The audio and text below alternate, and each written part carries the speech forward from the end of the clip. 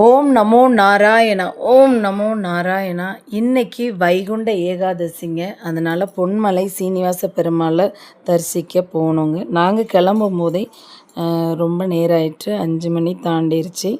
மெல்ல போய் ஒரு வாசலில் ஒரு சூடகத்தை கற்பூரத்தை ஏற்றிட்டு ஸ்டெப்ஸ் ஏற ஆரம்பிச்சிட்டோம். நாங்கள் ஸ்டெப்ஸ் ஏறும்போதே கருட வாகனத்தில் பரமபதத்தை தாண்டி, அதாவது சொர்க்க வாசலை தாண்டி அவர் கீழே இறங்கி வந்துட்டார். வந்து ஒரு இடத்துல உட்காந்து மக்களுக்கெல்லாம் பக்தர்களுக்கு அருள்பாலிப்பாருங்க. அந்த இடத்த நான் கடைசியில் காட்டுறேன்.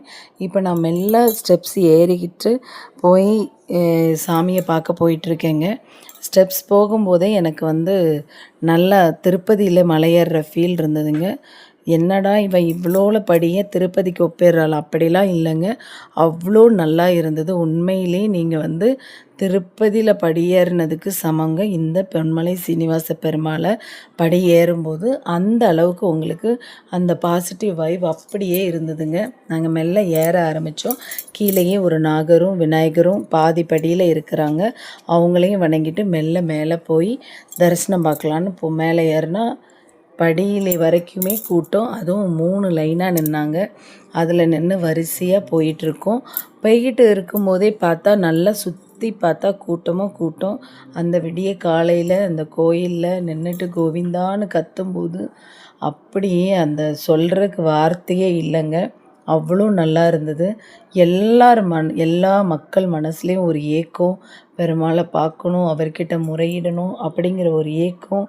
ஆனால் எப்போவுமே நம்ம எந்த கோயிலில் போய் நம்ம மூலஸ்தானத்தை பார்க்கும்போது, அவரோட தரிசனம் நமக்கு கிடைக்கும்போது நாம் என்ன வேண்ட வந்தோம் அப்படிங்கிறதே நாம் மறந்துடுவோங்க.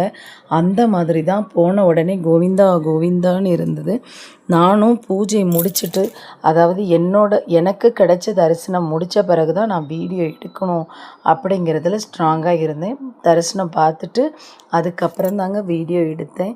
அதனால் என்னால் ஃபுல்லாக அவரை வியூ பண்ண முடியல. நாம் தரிசனம் பார்க்கும்போது அவர் நமக்கு நல்லா ஃபுல் கால்லேருந்து தலை வரைக்கும் நல்லா பார்க்கலாம்.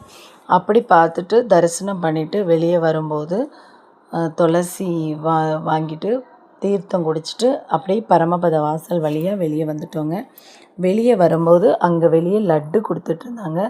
அந்த லட்டையும் வாங்கிட்டு மெல்ல அந்த சன்னிதானத்தை அப்படியே சுற்றி வந்தோம். ஒரு வளம் வந்துட்டு அந்த கூட்டத்தெல்லாம் அப்படியே பார்த்துட்டு கோவிந்தா கோவிந்தான மனசு சொல்லிக்கிட்டே இருந்ததுங்க.